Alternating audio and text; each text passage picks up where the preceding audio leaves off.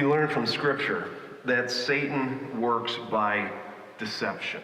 He is trying to deceive each one of us. He's trying to create doubt in our mind. He's trying to whisper accusations at us. It's an interesting passage in the book of Ephesians in chapter 6, verse 11. It says, "Put on the full armor of God so that you can stand against the schemes of the devil."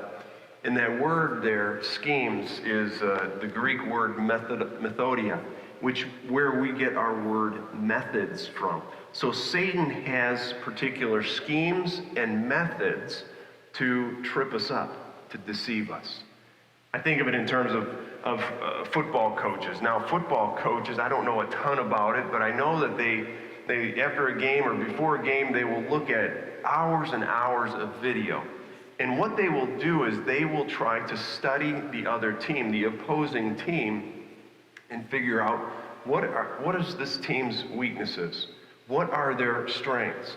What are their tendencies that they seem to go to in certain situations? Now, Satan is similar to these coaches. Satan studies us. He knows us. He figures out what our weaknesses are. He figures out what our strengths are. He figures out what our tendencies might be. He figures out who we hang out with and where we hang out with and the things that distract us and get us down. And he doesn't know our inner thoughts, but he sees by what we do how to destroy us and defeat us. And so he comes up with these methods, with these schemes, with this game plan to try to discourage us. So don't be surprised if he whispers accusations in your ear. Don't be surprised when he tempts you to follow the world. Don't be surprised when he entices you with the things of the world, because Satan is a deceiver.